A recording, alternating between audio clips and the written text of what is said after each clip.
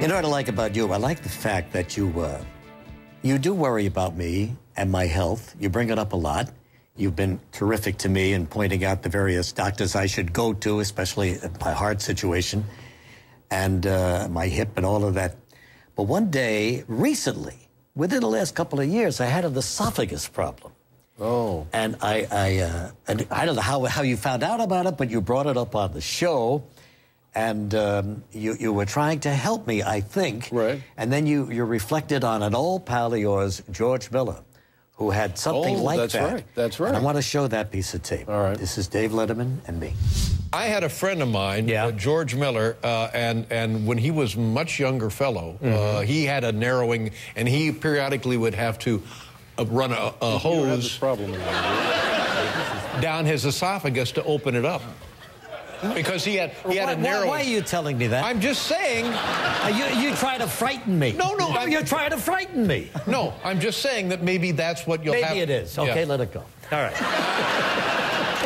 Put a hose down your throat. I don't want to do that. Well, I don't blame you. George didn't want to do it either. So is George okay? Is he? Well, no, he's dead. Oh, poor It had George. nothing to do with the tube he had to insert in. I'm sure. George was a very funny fellow, a very sweet guy. Yes, he was a good comedian, wasn't he? Yeah, I miss George. Yep. Now, but to be more serious about this, you went through a quadruple, wasn't it? Quadruple bypass surgery, yeah. Exactly. Yeah. And then you kind of set me up with the same team to take care of my triple bypass a few years later.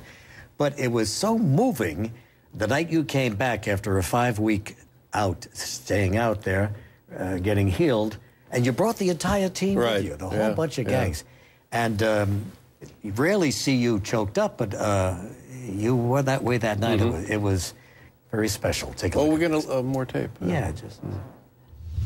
It was 5 weeks ago today that these men and women right here saved my life. And but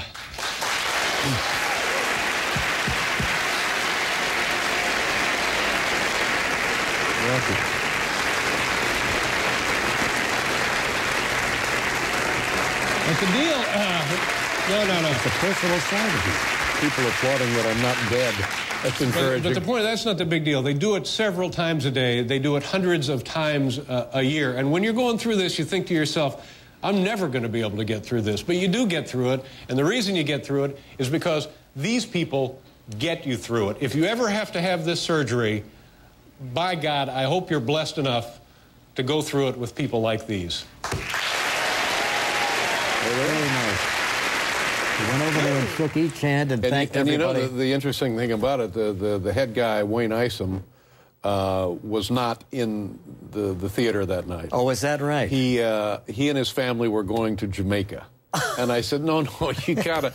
I'm sorry, we're going to be in Jamaica. Yeah. If you can get a satellite hooked up, we'll do it. Yeah. And so we fudged the wide shot. Rob Burnett got the guy in the day before he left for Jamaica.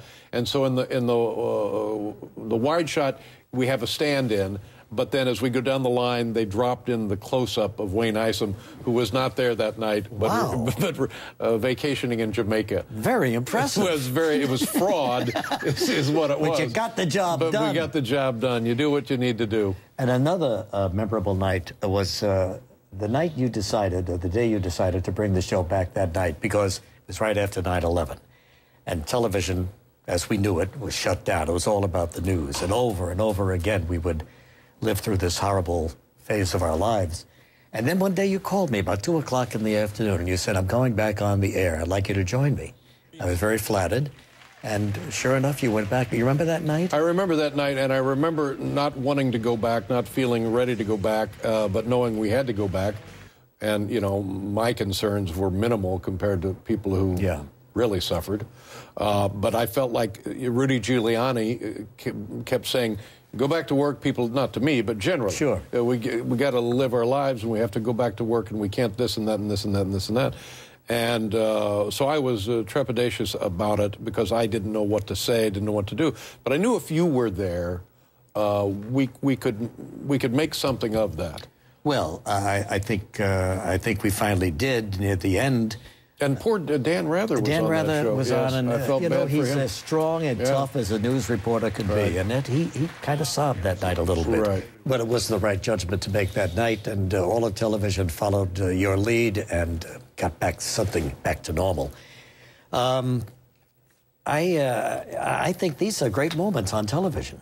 Well, thank you. Well, thank you. I don't know what to say beyond that. You know, circumstantial. I was reacting. There was nothing I initiated. It was all me reacting. And it was all, I think, Rudy Giuliani. I mean, wasn't he the light that kind of led everybody through it? No doubt about it. I mean, I can remember flying back to the city and looking downtown, and all you saw were the rising pillars of smoke. And I just thought, I don't... Giuliani was a powerhouse, no doubt about it. But, you know, you told a story that night about the folks in Montana, this little town, 1,600 people. Yeah, 2,600. And they raised money for the people. $10,000 to help New York City. And I found that touching because it's a tiny town, and there's about the same population they had in 1900. So the population has not grown. It stayed even, and I guess that's saying something. But it's a very difficult part of the country to make a living if you're in agriculture. The wind blows most of the topsoil and has for the last several hundred years dead east. So there's not much to plant. So it's all cattle. And that's tough, too. You're dependent on the weather. And the fact that these people who are really serious about eking out a living that way took it upon themselves to raise money to send it to New York City, I thought was touching. You're absolutely right. It shows the spirit of this country. Yeah. And in Montana, I've made some wonderful friends there, and I'm proud of them. I'm sure you have. Well, next I want to talk to you. But you didn't seem certain when you said, I'm sure you have. Like, how could this guy make friends? That's what I was picked up out of that. Am I being too sensitive? Because here's how it sounded. Yeah, I'm sure you have. You see, understand? This is the real Dave Letterman. This is why you never see him guessing anywhere. He won't do it because you're getting to see a little too much tonight. When you come back, I'd like to talk to you about your life as a father, husband, and let's do that, okay? Thank you right so back much. in a moment, everybody.